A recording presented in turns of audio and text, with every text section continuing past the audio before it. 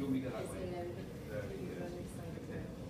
So, I think Jeff mentioned it's all about sort of talking and dialogue, and I had that here that, you know, it's probably true in lots of areas, but I think it's particularly true in what we do, which is, you know, you need to be accessible, you need to be there in the bad times or the good times, and I think you shouldn't duck bad news. So 10 years ago, I lost $5 million or something.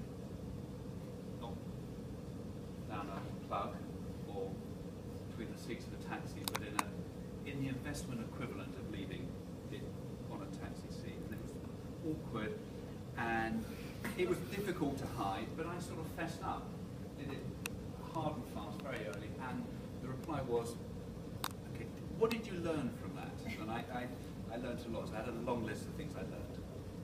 And the client person said, okay, that's fine.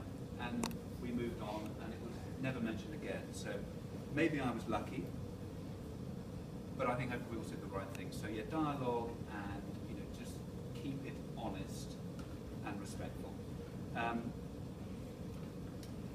Camilla said, she sort of said, don't ape your clients, and I had that as well, which is, I think that, you know, in the world in which you operate, not temptation, but sort of stuff is sort of much more in front of you. Deal with people who have tremendous assets and opportunities and privileges, and, you know, it is in a way temptation. And I think as a professional in that world, the secret is to sort of know yourself well enough, be happy with yourself, sufficiently happy with yourself, know what your own criteria of success are, and not be tempted into, you know, trying to be like that, not trying to keep up with their shoes and their handbags, or whatever the boys' equivalent is of shoes and handbags.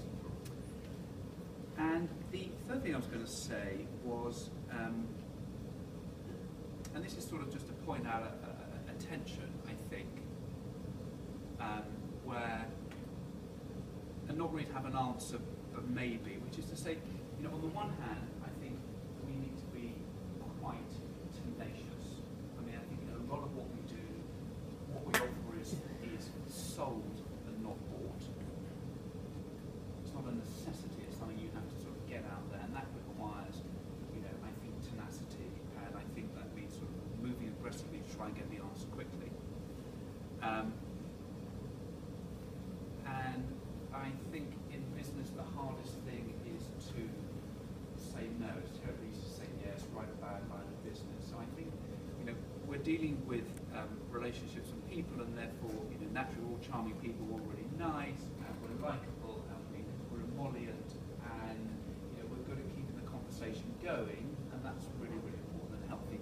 And yet, I think there's a strong case for us hiding it well, but being very tenacious and trying to get to the answer really quickly. And if this person is really not going to be a client, or if this trade isn't going to happen, then, you know, separate it from it in a polite fashion. But, you know, that hard truth, saying no is hard. My dad used to say that you make friends